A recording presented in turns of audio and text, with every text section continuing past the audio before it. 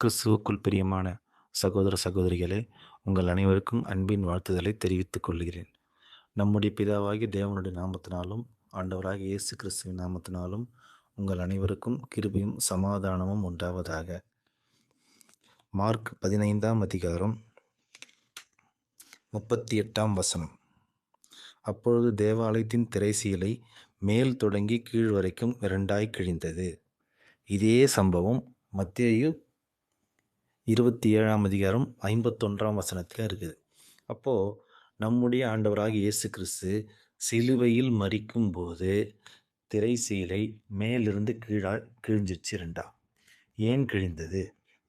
இந்த கேள்வியை நாம் கேட்போமானால் அநேகர் என்ன சொல்லுவாங்கன்னு கேட்டிங்கன்னா, இது திரைச்சீலை மூடி இருந்துச்சு, அதாவது மகா பரிசுத்த ஸ்தலத்துக்குள்ளே போகிறதுக்கான தடை இருந்துச்சு, அந்த தடையை கிறிஸ்துவின் மரணத்தின் மூலமாக தேவன் நீக்கி போட்டார், ஓப்பன் டு ஹால், எல்லாரும் வரலாம் அப்படின்னு சொல்லிட்டு.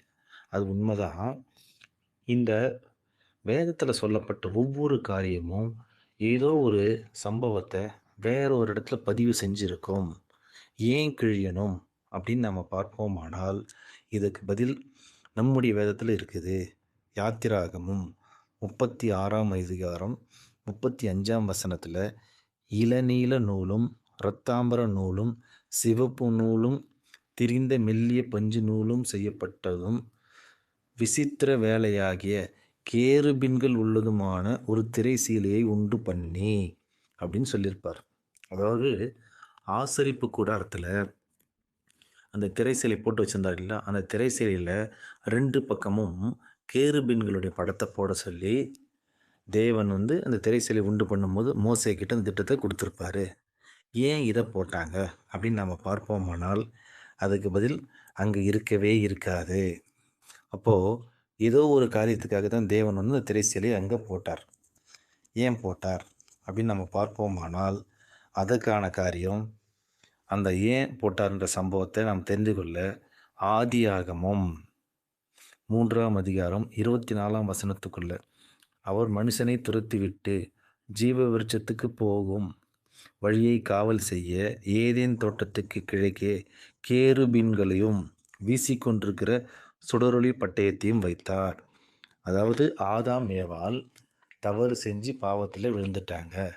இப்போ ஜீவ விருட்சத்தின் கனியை அவங்க பறித்து புசிக்காதபடிக்கு அந்த கேருபீன்களை காவலுக்கு வச்சார். தேவன் தம்முடைய ஒரே பேரான குமாரனை பலியாக கொடுத்த பிறகு அந்த சுடரொளி பட்டை வீசி கொண்டிருக்கிற கேருபீன்களை அங்கிருந்து எடுத்துட்டாரு.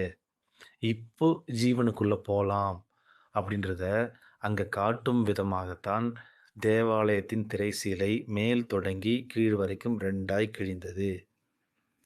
இதை நாம் வேதத்தின் மூலமாய் தெரிந்து கொள்கிறோம்.